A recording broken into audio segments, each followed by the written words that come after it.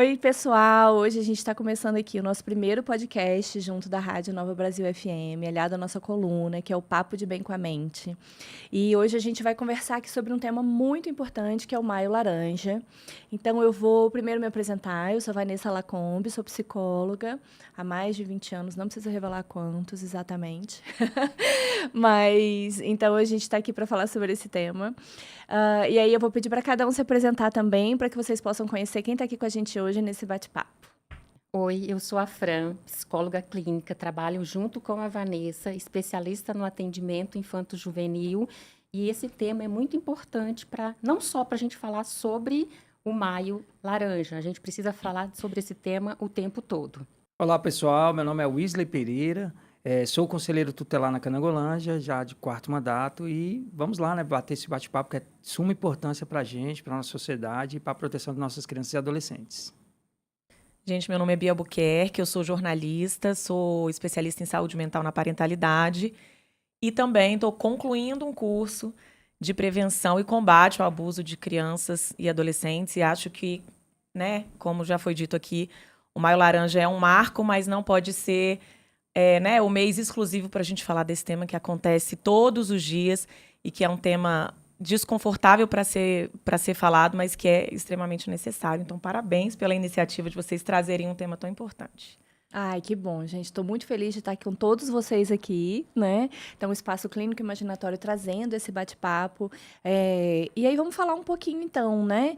Como que surgiu a campanha do Maio Laranja, né? Wesley, você pode falar para a gente um pouquinho do berço dessa campanha, desse mês que marca a prevenção ao abuso das crianças e adolescentes?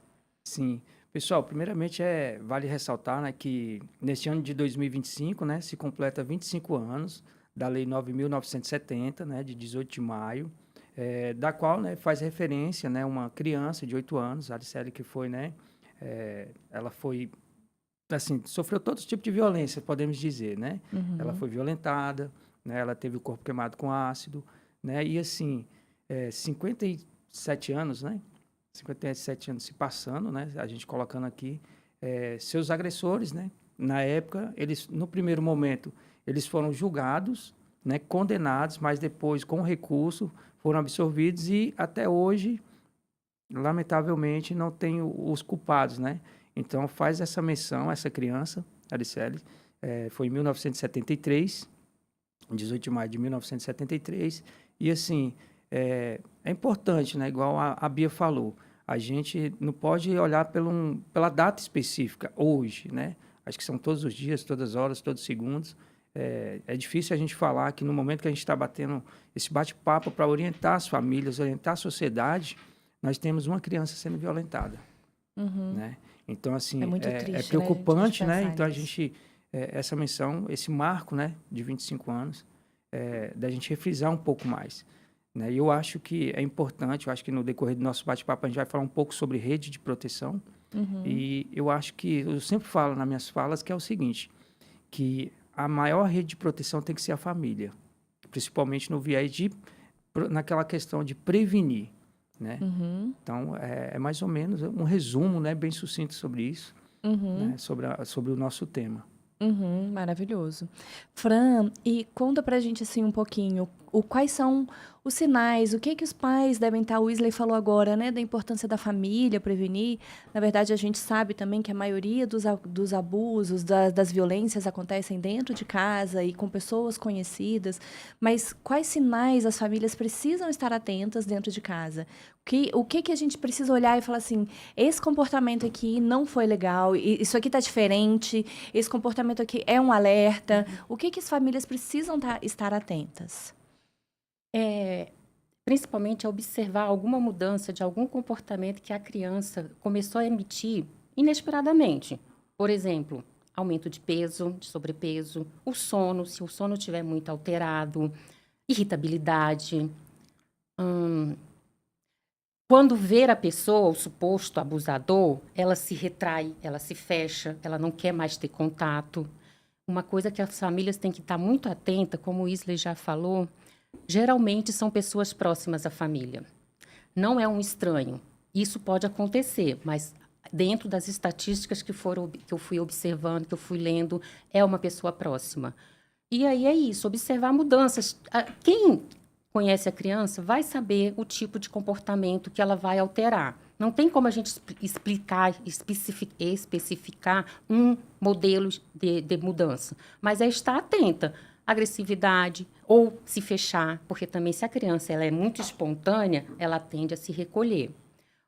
Aumento de peso, como eu já falei, sono, agressividade. Os desenhos também, é uma né? questão. A comunicação, porque a criança, ela se comunica através do lúdico, né? Sim. A criança, ela dificilmente vai chegar e verbalizar algo. Assim, pode acontecer, mas ela não necessariamente ela vai verbalizar. Que, fulano fez isso comigo, fulano fez aquilo comigo. Mas ela também vai expressar a partir do lúdico.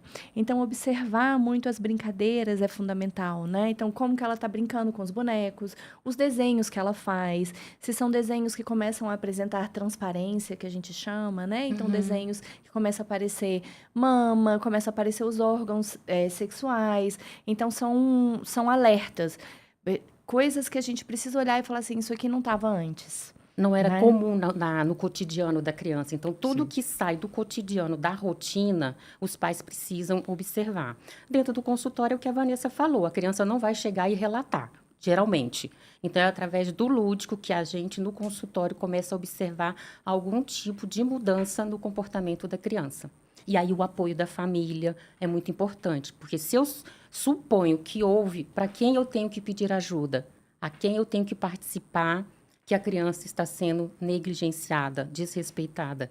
E aí a gente pode falar depois de quais são os tipos de abuso, né? Porque não necessariamente o sexual, né? Existem outros tipos de violência. Exato.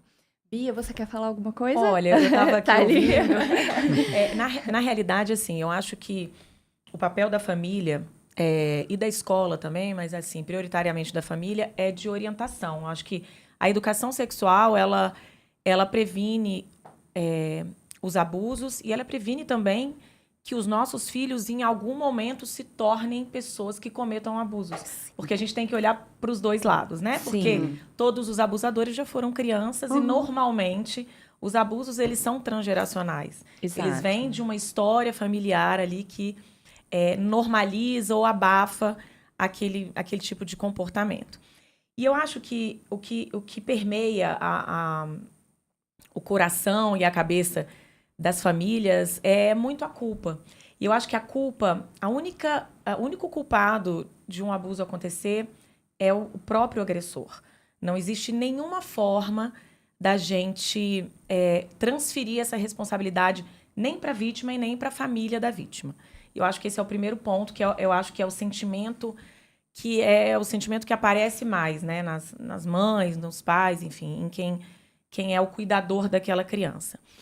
E o segundo ponto é entender que a educação sexual pode ser que ela não previna o abuso, porque os abusos podem acontecer, e eles acontecem em sua maioria dentro de casa e com pessoas de muita confiança.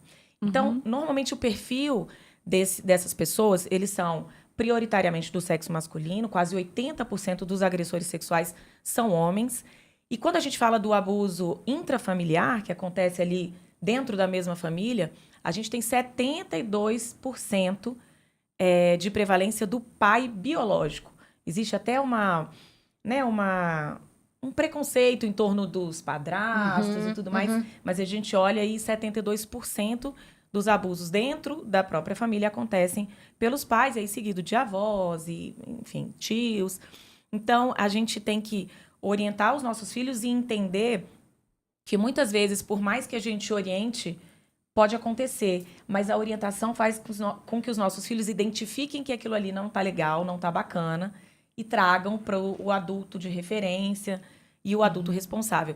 E eu acho que reforçar muito essa questão do corpo, né? O corpo, do acesso ao corpo, e mostrar que existem formas de carinho que são legais e outras formas que não são legais.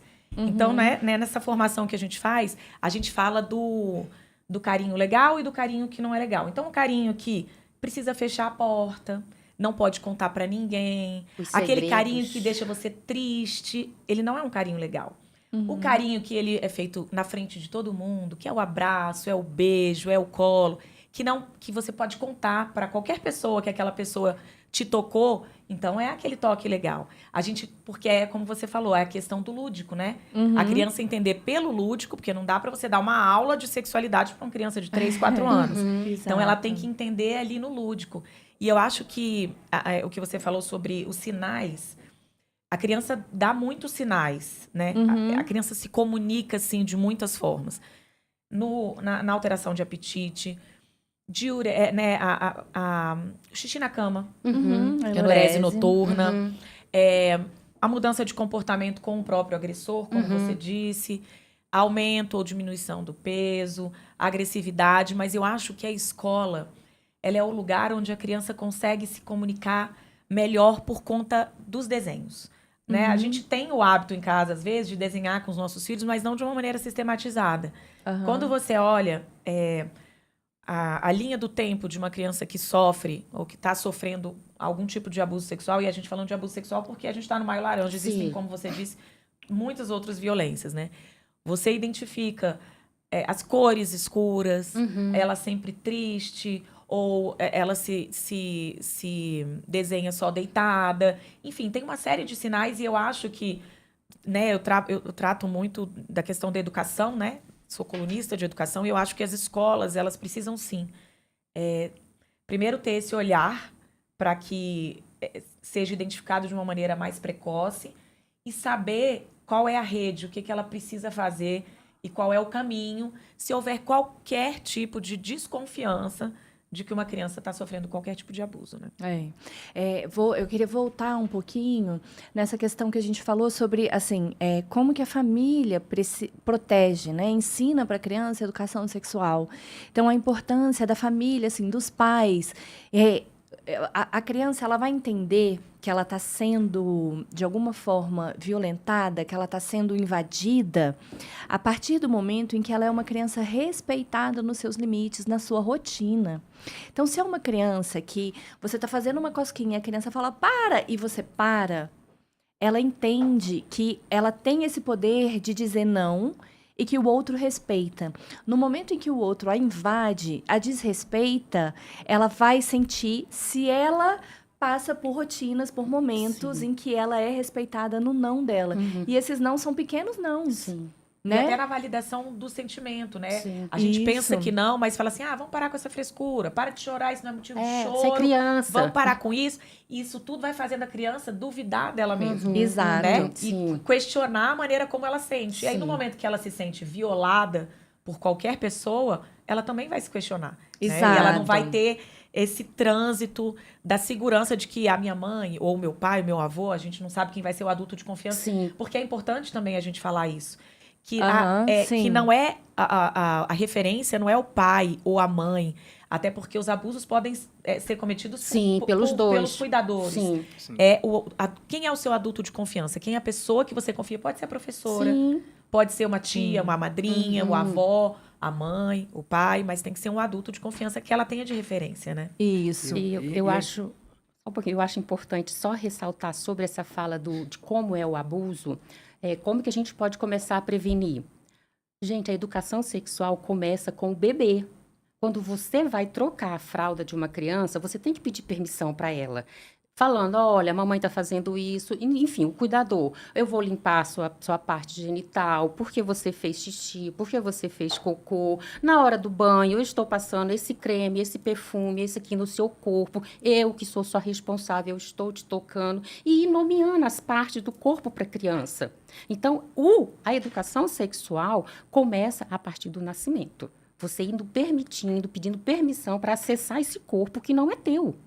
Você a gente está falando do respeito, né? Então ao outro. Ao outro. Então, você vai comunicando ao bebê. Eu estou fazendo isso com você, eu estou trocando sua fralda, eu estou te dando um banho. E falando para ela que quem que pode tocar nela? Quais as pessoas? E que, se, por acaso, alguma outra pessoa fizer isso, ela não tem permissão. Então, tanto que é importante a educação sexual. E aí a criança vai crescendo, estabelecendo os limites, como a Vanessa falou, do que pode, do que não pode, do que é permitido. O meu corpo é meu, Se eu não gosto de uma brincadeira, eu vou falar. E a partir daí ela vai se posicionando e falar assim, não, não tá. E se vier uma pessoa que não tem a permissão, ela vai poder ter segurança de relatar, de participar para quem é de confiança para ela. Eu acho que e os cuidados, e aí vamos falar de cuidados gerais do dia a dia, né? A criança precisa ter a supervisão de um adulto de segurança, né? De confiança sempre. Seja num parquinho, seja num aniversário. Mas aqui é uma festa de família, tá todo mundo junto. Ela precisa dessa supervisão.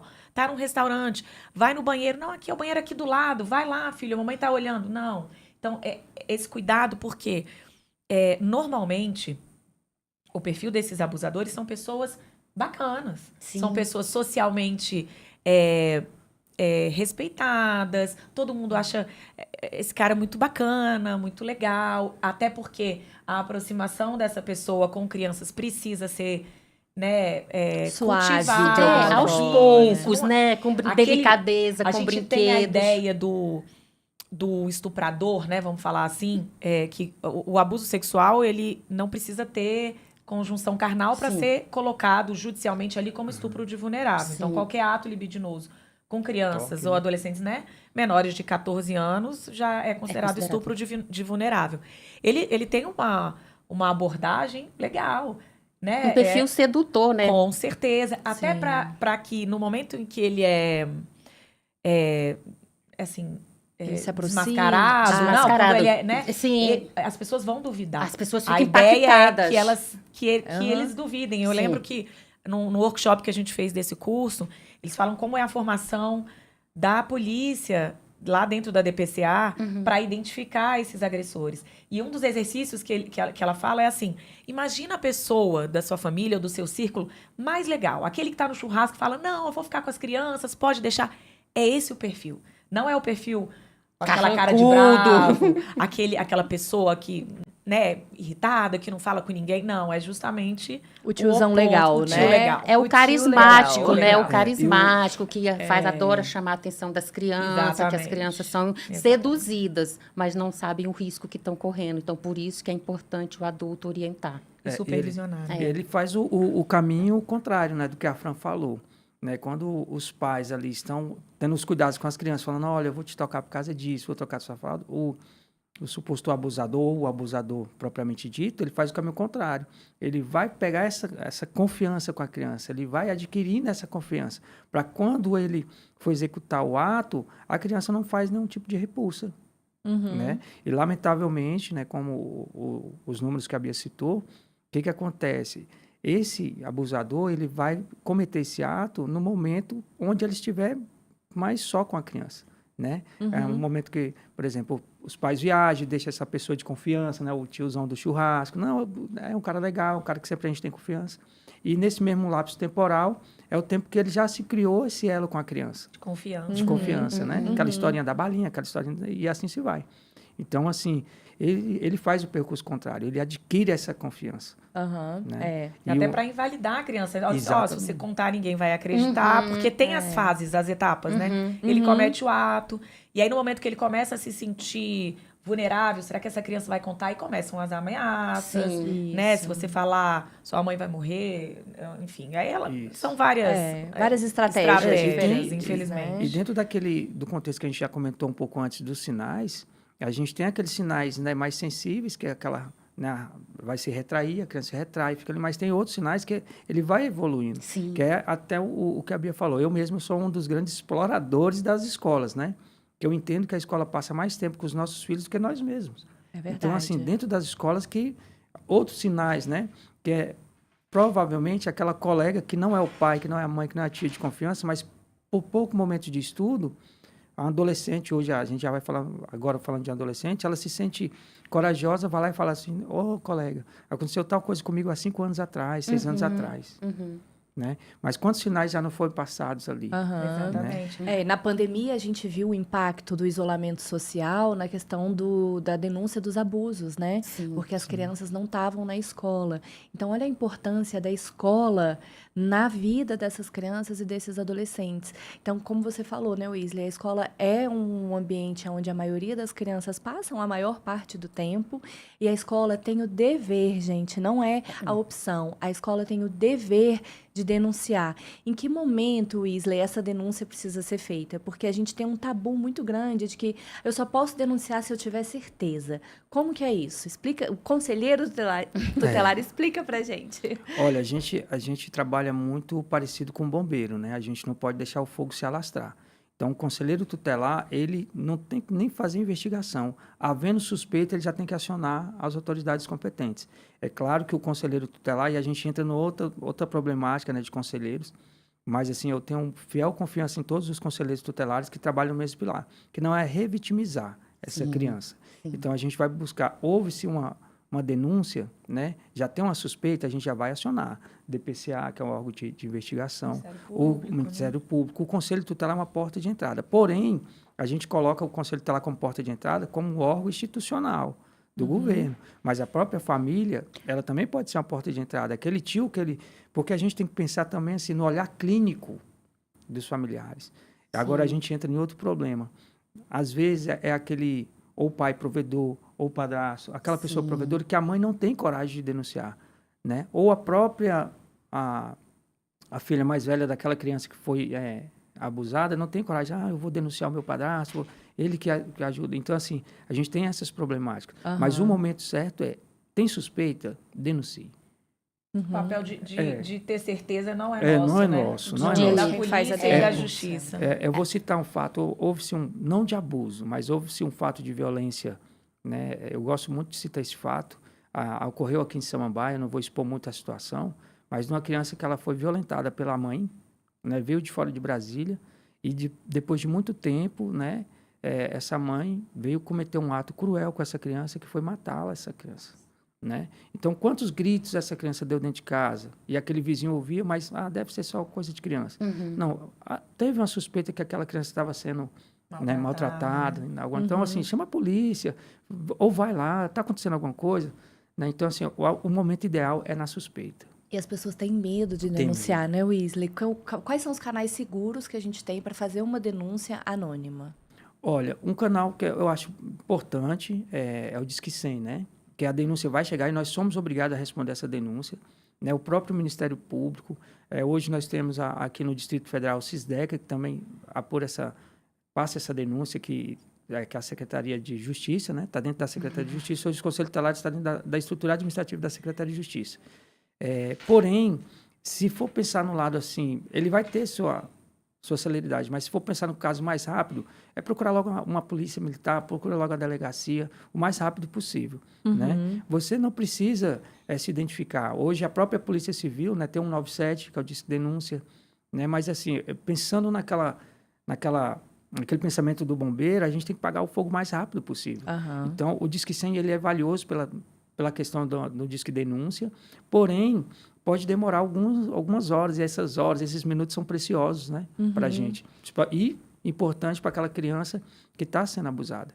Então, assim, tem o Disque 100, que preserva, tem o 197 da Polícia Civil, que também preserva, mas assim, você também pode ir à delegacia e falar o fato, porque aquele agente público, ele tem por obrigação de dar andamento.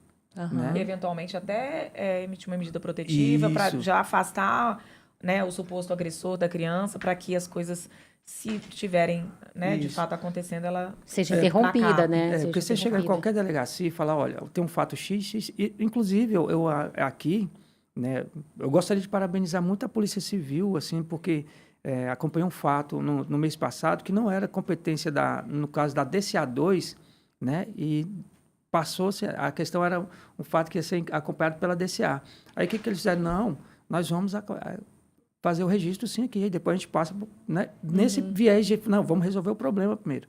Né? Então eles não pensam, não, a competência X é da DCA, não, vamos fazer logo aqui. Tem que ter uma celeridade, né? Então acho que a gente tem que pensar nisso. Eu penso muito nisso. Aciona logo de, assim, porque você chega na delegacia e fala, olha, eu não quero, né, com todo respeito, eu não quero, né, que seja colocado meu nome, mas tem um crime acontecendo em tal lugar. É claro que o delegado, ele vai fazer aquele, né, aquele, assim, não, vamos ver, tem condições da gente, é um fragmento, já vamos logo mandar uma equipe.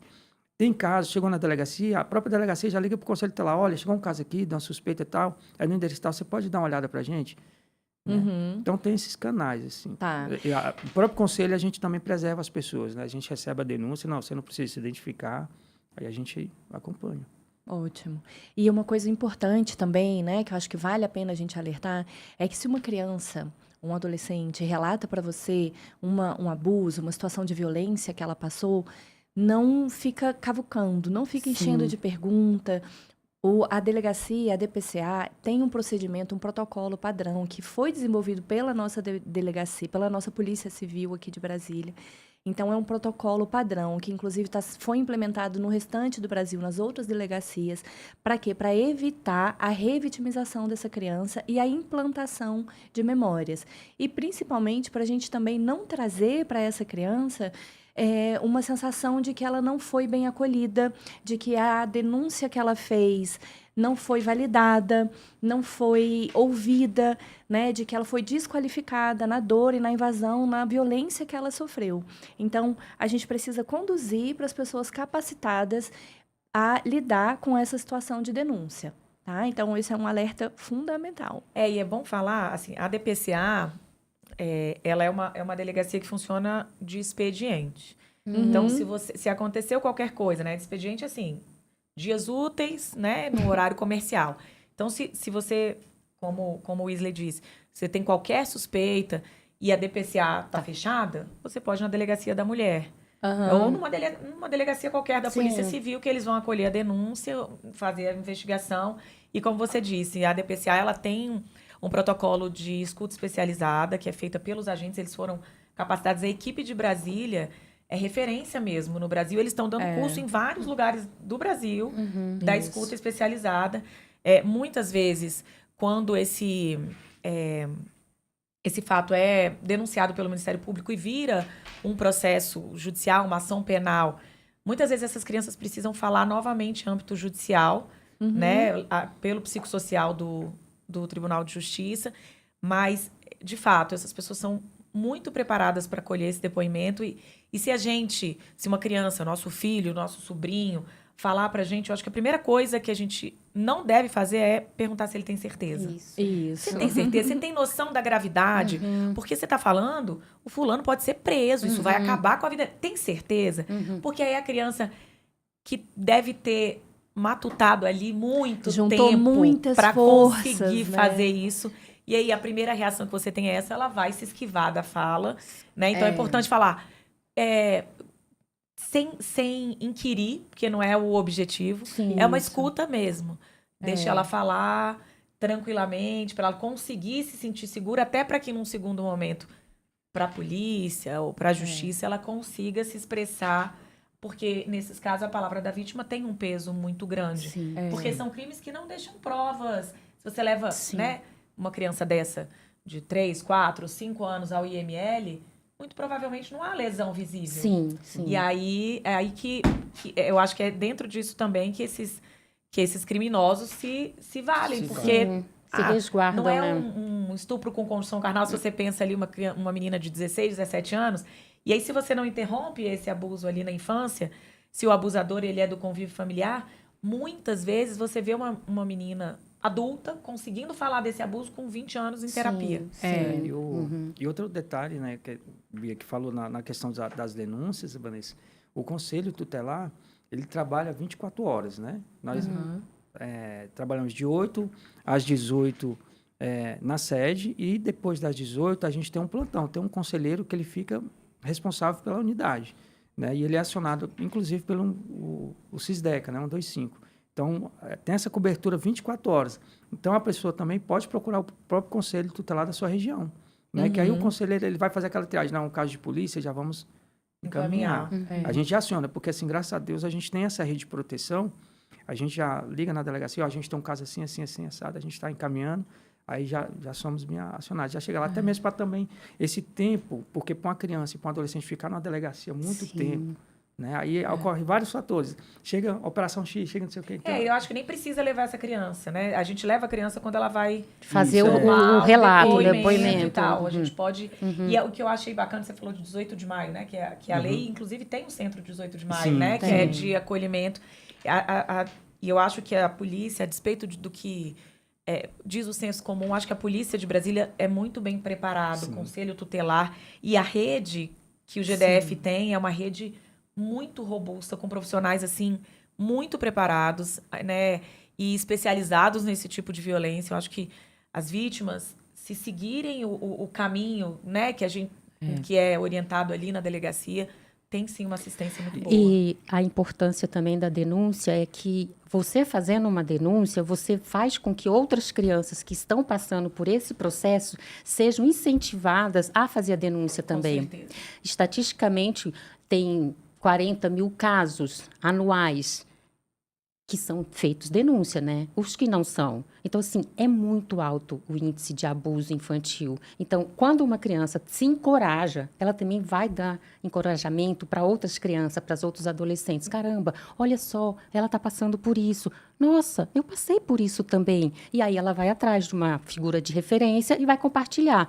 Olha só, isso também aconteceu comigo. Então, é muito importante que a denúncia seja feita para estimular que outras crianças e adolescentes possam se encorajar diante do que possa estar acontecendo com E elas. até as famílias terem essa coragem. Quando você vê que Sim. você foi lá, fez essa denúncia, você foi acolhido, você foi respeitado, seu filho foi protegido, porque eu acho que existe um medo muito grande, Sim. né? Das famílias, da exposição. Do E julgamento. existe o que as pessoas falam, tá inventando, né? A mulher acaba caindo nesse lugar de ser desacreditada, descredibilizada, e isso diminui muito a coragem. E quando a gente fala... Saiu uma pesquisa da Fundação Abrinq, e quando a gente fala de números, as pessoas falam, ela inventou, Exagerando, ou qualquer coisa assim. Existem muito mais crianças e mulheres escondendo casos de Sim. estupro do que fazendo denúncias falsas. Sim. Com certeza. Então, a gente tem uma quantidade muito maior de crimes acontecendo do que os que são, de fato, relatados para a justiça e para a polícia. Né? eu acredito que a palavra-chave disso tudo foi o não acolhimento no momento certo. Sim. Porque quando a criança, ou adolescente, ou a própria mulher não se sente acolhida, ela não se sente mais confiança. Para que eu vou denunciar? Né? Se eu já tentei várias vezes, não fui acolhida. Então, assim, não deram importância ao que eu falei, dentro da própria família, ou dentro da própria instituição, lamentavelmente. Sim. Né? Então, se ela não se sente acolhida, ela não vai fazer a denúncia. E eu tenho acompanhado um caso, inclusive no nosso conselho. Assim, hoje eu estou de férias, né? Mas eu estou acompanhando um caso nesse sentido. Nesse sentido, a adolescente, ela não quer, assim, passar para frente, mas a gente tem que passar. Sim. Eu acho que isso é uma coisa importante que a gente precisa falar também, né, Wesley? Assim, cabe a nós, enquanto sociedade, sempre protegermos crianças e adolescentes. Aquele ditado que a gente precisa de uma aldeia para criar uma criança, é isso. A nossa aldeia, a gente hoje perdeu um pouco esse senso de aldeia, de comunidade, né? A gente está num momento muito individualista e tudo, mas ainda todos os adultos, somos responsáveis por crianças e adolescentes. Sim. Então, se eu suspeito que tem uma criança sendo vítima de violência, seja ela física, verbal, psicológica, sexual, eu preciso fazer uma denúncia. Cabe aos órgãos responsáveis fazerem a averiguação dos fatos, né? A gente estava falando desse caminho da rede, o conselho tutelar é visto muitas vezes como um vilão, né? Não chama o conselho tutelar vai bagunçar, vai fazer toda, né? Vai tirar a criança de mim. Não, o conselho tutelar está aqui para proteger as crianças e os adolescentes, é a função desse órgão. Né? É essa a função. Então, vamos procurar quem tem... E o Conselho Tutelar, gente, tem um acesso mais rápido, mais infiltrado, eu diria assim, né? As Na parcerias, rede. né? Tá mais presente, né, Na no dia a dia. rede. Então, tem os contatos para a quem recorrer, aonde eu vou procurar ajuda. Então, é o que você falou, o conselho é a porta de entrada. E para proteger essa criança. Para proteger a criança e a acessar. família, né? A família, né? É igual na hora que nós falamos da questão de levar a criança à delegacia. Porque vai ter situação que você vai estar o abusador, Até então, para nós, naquele momento, seria um suspeito, né? Uhum. Mas seria o abusador, a criança e a mãe. Aí a gente tem que ir para a delegacia. E a gente não pode deixar a criança lá. Uhum. Então, ela vai ter que... Né? Então, assim, aquele momento é crucial para a gente. Sim. Então, e dentro dessa esfera, e aqui eu parabenizo todos os atores da rede do Distrito Federal e do Brasil também, né? Que vem trabalhando em conjunto, que essa celeridade, Fran, ela vem nesse pilar, nessa construção do fluxo. Quando a DPCA ela foi fazer, né, o protocolo, ela se pensou em cada atores também. E é importante a gente falar que cada um tem um papel fundamental nesse acolhimento e nessa proteção. Uhum. Né? Aqui eu respeito todos os conselheiros tutelares, cada um tem uma visão. Assim, o nosso conselho mesmo, a gente não faz escuta qualificada. A gente não faz. Assim, a gente já pegou a denúncia ali, opa, é um Para caso, então... que ela não tenha que ser ouvida de novo. Isso, exatamente. Então, assim, vamos encaminhar. Tem outros colegas que, não, eu quero saber um pouquinho. Não, eu não... Não. Né? Mas aí é isso, entra dentro da questão de quem é a pessoa competente para fazer Sim. essa escuta, né? Então, assim, se eu não tenho expertise nem qualificação para fazer, para que eu vou fazer com que a criança fique revivendo aquela situação ruim? Isso. Então, chegou a mim, não me diz respeito, para quem que eu tenho que encaminhar? Qual o outro setor da rede que eu vou encaminhar essa criança para ela ser acolhida, ouvida com respeito, seja gravado e pronto, ali ela não vai precisar ficar repetindo. Exatamente. Exato. Então, é importante, assim, a gente pensar nisso, né? Tem os profissionais que trabalham, eu acredito que, fielmente, dentro da estrutura dos conselhos tutelares, está bem consolidado isso. Uhum. E, assim, e a gente acionar a rede, a gente tem que acionar, porque a gente vai precisar, porque até... vamos pensar nesse conjunto que a gente pensou agora. O abusador, a criança e a mãe. Mas e se a mãe, naquele momento também, ela estava sendo conivente? Sim. Então, a gente talvez vai ter que ir para um plantão judicial. Uhum. Ou então ter que acionar a família extensa. Porque aí essa criança também não pode ficar com Então, essa mãe, né? Porque ela também isso. desprotegeu. Exatamente. Então, assim, a gente tem que acionar a rede. Então, assim, a gente já vai trabalhando parecendo aquela sala da NASA, né? Já tem que ir apertando os botões, aqui é isso. Já vamos acionando. Porque essa criança, ela tem que se sentir acolhida.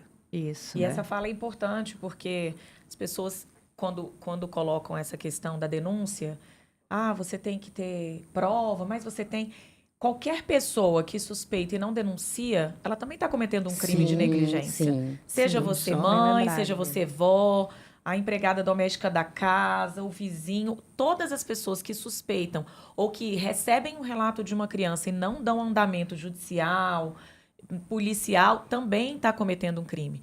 E Mas inclusive a escola. Sim. inclusive a escola, Sim. a mãe, a avó, quem quer que seja.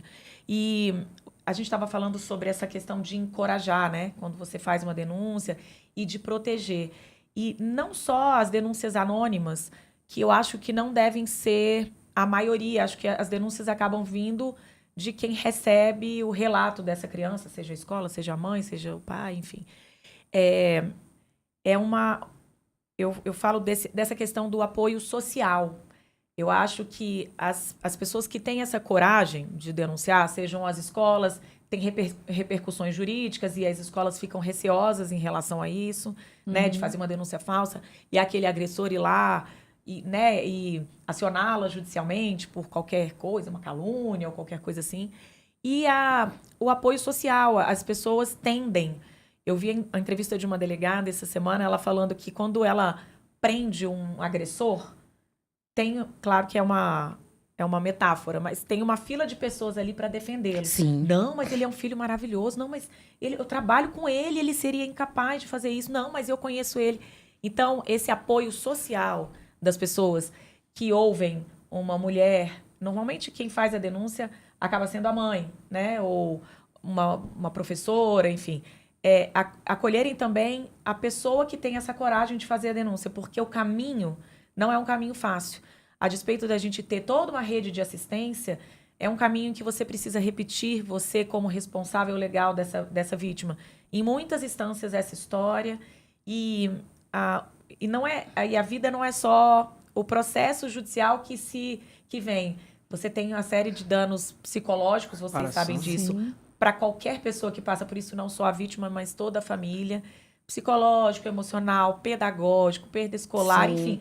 Então, é uma série de coisas que a gente precisa administrar, que essa pessoa e essa família e esse conjunto de pessoas, e que precisa de uma rede também para esse pós, Sim. né? É, Não só para a sim, denúncia, não sim, só para o sim, processo, né? sim. Porque no momento em que chega essa denúncia, essa família desestrutura, né?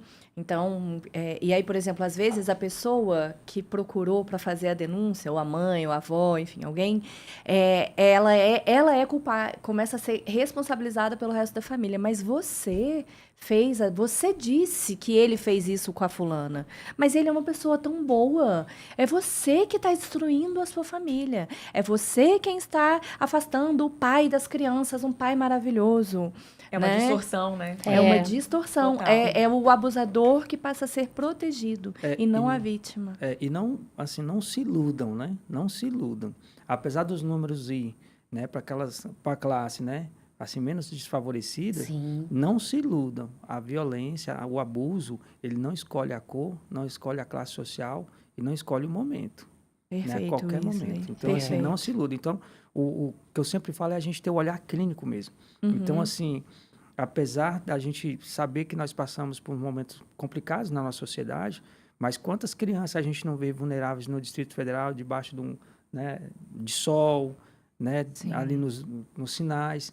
E, assim, às vezes a gente passa naquele pique correndo do nosso dia a dia e a gente não tem aquela freada do olhar que a gente fala, não, será que não tá, aquela criança não está vulnerável e não está suscetível a alguma violação, algum abuso? Porque são inúmeros, né, de crianças que estão hoje nas ruas. Não estou falando aqui que vai acontecer só nas ruas, que acontece dentro de casa, que é o maior Aliás, número. a A maioria, maioria, né? 80% É o contrário. acontece dentro de Mas a casa. minha fala é no sentido da gente alertar para o olhar clínico. Você olhar para aquela criança como um sujeito de direito, Sim. né? E falar assim, nossa, eu acredito que ali possa ter uma violação. E se a gente parar assim, para analisar, a gente consegue detectar algumas violações, sim. E esse olhar clínico é importante porque a criança fala. Em algum momento, ela vai te trazer, ela vai te sinalizar que algo de ruim está acontecendo com ela. Então, também no nosso lugar, eu e Vanessa, como psicólogas, a gente tem que estar atenta a esse olhar. Tanto da criança como da família, que através de um olhar surge um pedido de ajuda. Me socorre. Eu estou em perigo. E aí a gente também, eu acho que está dentro da questão, né? São os sinais, né? Que agora eles estão colocando, né? Para a gente difundir também quais os sinais que você pode fazer se você estiver passando por algum processo de violência. A criança também precisa ser informada que ela precisa se proteger e como que ela tem que se proteger. Bom, gente, a gente está chegando no final do Já?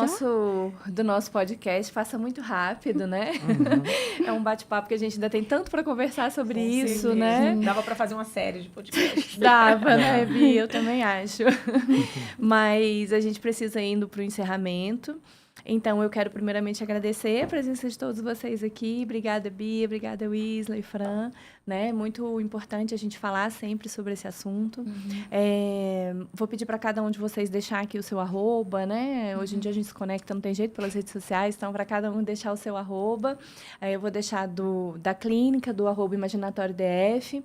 Então, pode procurar a gente nas redes, que a gente está sempre trazendo conteúdo legal para vocês. E, bom, cada um, então, fala sua rede, por favor. Eu quero agradecer pela oportunidade, pela parceria, Vanessa. O meu arroba é Fran7psi e que a gente tem que falar sempre sobre isso, gente. É um tema que é de extrema importância. A gente precisa fortalecer nossas crianças, nossos adolescentes, para que essa estatística seja reduzida. Elas fortalecidas, isso tende a diminuir, né? Então, a gente precisa falar muito sobre isso, acolher as famílias. A gente precisa acolher também esses pais, esses cuidadores, porque, como a Bia falou, não existe a família, não é a culpada.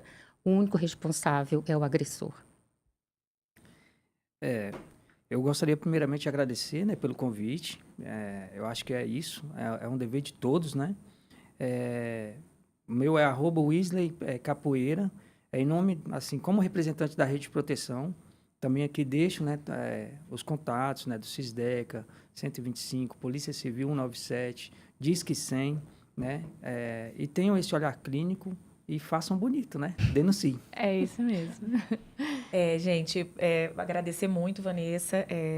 Como eu disse, é um tema necessário, né? Eu, como jornalista, acho que a gente precisa falar mais sobre isso em vários lugares, nas escolas, né? Nos eventos, isso tudo precisa ser dito. E existe uma fala da pessoa com quem eu fiz esse curso, que a única redenção de um agressor é a responsabilização.